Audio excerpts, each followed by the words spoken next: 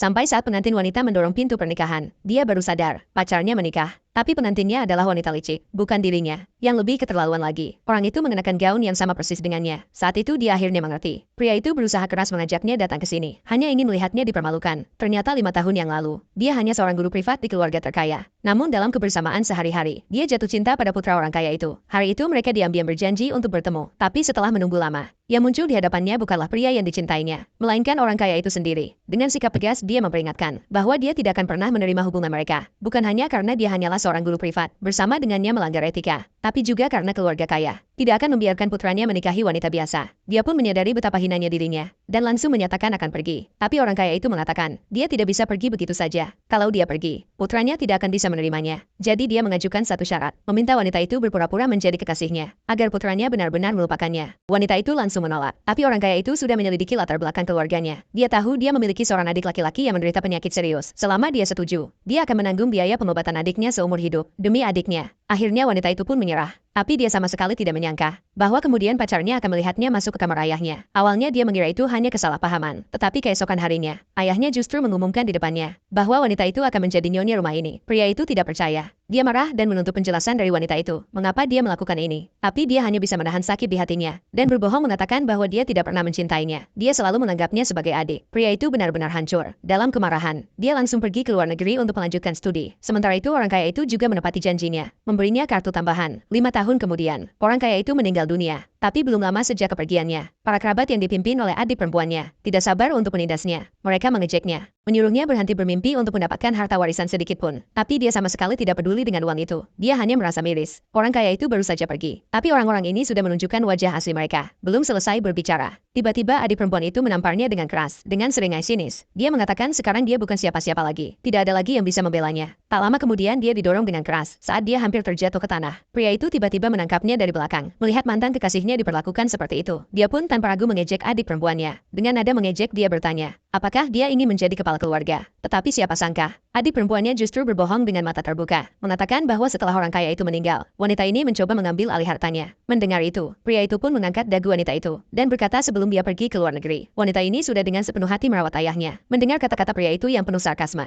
wanita itu pun menunjukkan ekspresi tidak mau kalah. Tapi siapa sangka, detik berikutnya pria itu justru melepaskan tangannya.